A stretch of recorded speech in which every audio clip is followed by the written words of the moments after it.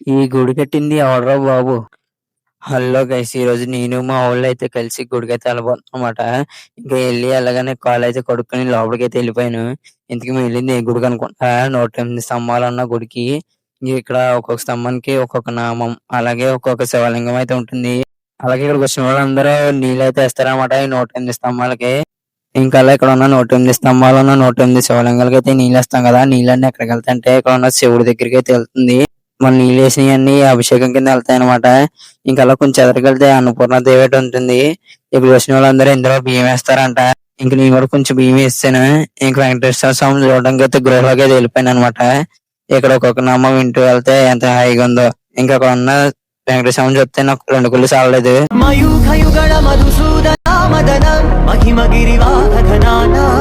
ఇంకా ఫైనల్ గా దర్శనం అయితే అయిపోయింది అనమాట. That's it for today. Subscribe for more videos.